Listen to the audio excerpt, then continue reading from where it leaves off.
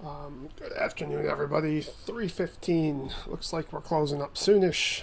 What are we doing here? What is going on in here? Nothing. It's chop. Remember yesterday, chop zone. Big chop zone. Breakout zone right here. Overlap. So what do we need to do to break out? We need to get over here and set a higher low. Based on how we're chopping, what's probably going to happen, guys, is they're gonna send it up here. They're gonna take this high out, and then they'll do the same thing that they tried to do this morning. So this morning they took a new high and then they failed the higher low. That sent us into the big chop range. Okay, and we even poked our wick down into the gap. I was joking around earlier about how I hate gap fills. I really do, though. Basically, gap fills are just these low quality short trades where sometimes they fill, sometimes they don't, but we have a big gap below, and that big gap is defending our actual breakout of our flag. So we cannot get bearish until we lose our breakout range. This is all from the pre-market video. I encourage you to watch this if you want to know more about the structures. I don't want to go over it twice. That being said, if we reclaim the top of our range, like said, we expect more higher stuff. Higher, more, longer. Fun, time, bullish. Okay. Next thing you can note is I think that there's probably a pullback around here, but I don't know for certain. I think that the likelihood is strong. And I think that we're going to hit this target too, but there's a likelihood of a pullback between the two. I can't say for certain, but I think it's that way. Real quick, before we go too much into the weeds here, I want you to know, guys, for these swings, I'm going to let you know if things are fundamentally broken, guys. My stop losses are put into a place where it'll save us from the majority of the pain. All you have to do for your part of the agreement is not to over leverage on too short of a time frame. Just don't do that. Don't be goofy, and everything is going to be fine. I will let you know if things are fundamentally broken. Everything is fine so far. Even Bitcoin, which is annoying and shitty, is fine. Is fine. Let me show you why. Okay, what are we doing with this? Somebody said this to me, and I'm in 100% agreement with you, guy. You're like, you've been saying for 2 weeks or 3 weeks that Bitcoin's going to be stronger than ES. Yes, I have. I sure have. Why? Because we made some highs, and now we need to find our higher lows. Where is this higher low going to come in? I don't know. The market's going to take as long as they need to convince you that this trade is trash, and then it's going to turn around. Can I give you an example of that? Meta. Look at, boom. Right off, look at, and not only that, but it hit a resistance. Perfect. That is exactly how these things play. They go right to a resistance, and even though it's a news wick, we expect this to continue, but you should be trimming into this, obviously. You shouldn't need my help to know that when options premium blow up, 150% in 10 minutes, you should take some off the table. Okay, so what do we expect? Higher. I think higher. Higher bearish plan is only if this breaks down.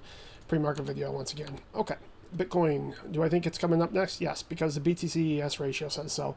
Do I think the low's in? I don't know, but what I'm going to do, guys, is I have my stop loss right here. It's getting really close to it. If it tags my stop, it's going to flush, and I'm going to reposition long again, because I am certain that this thing has a high time frame up bias. I just don't know exactly what the low is going to be, and I'm not going to give back some bags while Bitcoin flounders around. That being said, it is coming soon.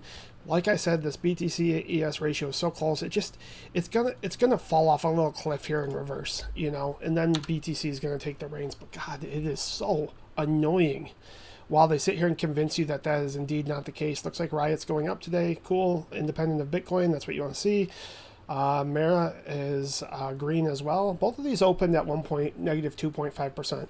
I jokingly say this, but it's actually probably true. If you ever are in a day where you open 5% Riot or 5% Mara green, the gap and go on these are so rare. What's probably going to happen is you're going to hit the target that day in reverse. So the day that happens, we're going to be looking to close some of these trades. But I think we have a little bit more time left on that one. AMD, I'm just chilling, looking for more upside on AMD. Same as before, about 580. This is a short-term trade.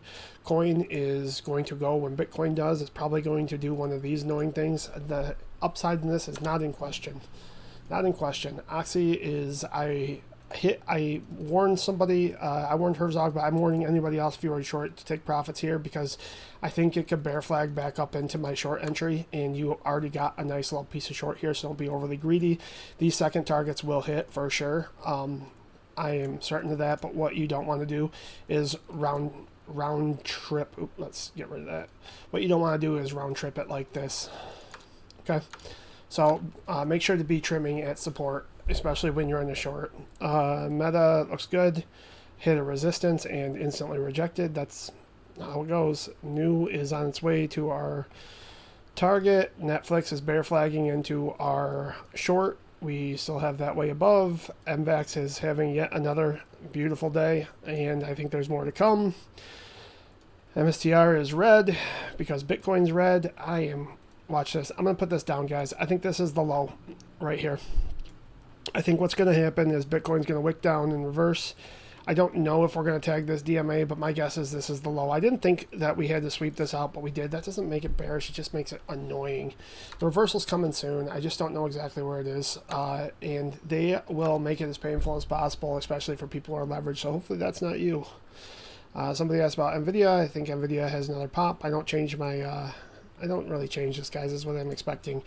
I'm not going to update stuff because nothing's changed, right? There's nothing to update. That being said, I do not trade NVIDIA. I've had it for a very long time in my high time frame portfolio. I'm going to hedge it out, meaning when I get to what I think is a severe market resistance, I'm going to sell covered calls and some of my high time frame shares. I'm going to cover that later because it is not a trade for me. It is a long-term hold. I've held it through multiple splits, and I will hold it a lot longer, I am sure. So, where are we at? Where does that leave us? Right where we started, in the middle of our bullshit chop range right here.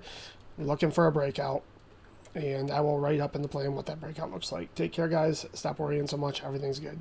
Bye.